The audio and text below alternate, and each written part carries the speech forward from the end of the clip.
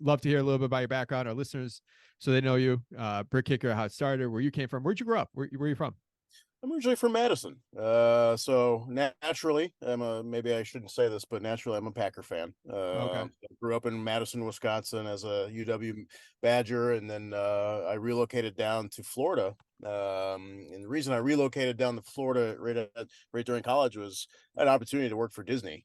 And who doesn't want to get out of Wisconsin in the dead of winter, especially when you're in your 20s, right? So I took that opportunity and studying hotel management. I went down and worked for Disney, worked for the Mouse, and I realized, you know what, I think architecture and doing architecture for the Mouse would be pretty cool. And so good fortune would have it that the Mouse gave me an opportunity to go to college on their dime to study architecture, and I was sitting during grad school looking at my endless amounts of drawings that I needed to get in unbelievable deadlines.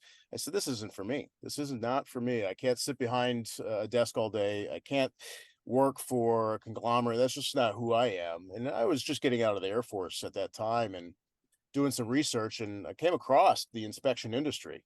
And it was relatively young at that time, as far as an industry is concerned, much younger than the real estate industry. So I did some research and wanted to really put two and two together, put my education in hotel management and hospitality, and then my graduate studies in architecture, put those together somehow.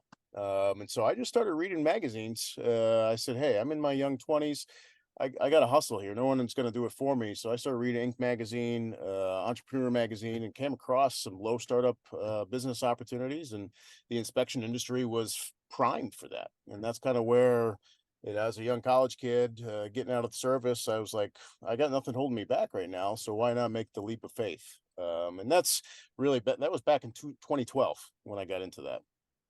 I like it. So you basically you lined up a list and picked and pointed and ran. And that's cool. But if we're going further though, I like we like to try to get out of people listening here like skill sets they might have or things they're learning in their maybe called their W-2 job that they could translate to their real estate investing career. Like whether it be work for Disney or in the Air Force, thank you for your service, any of that. Like what would you take that's been very relevant for you as being an entrepreneur now?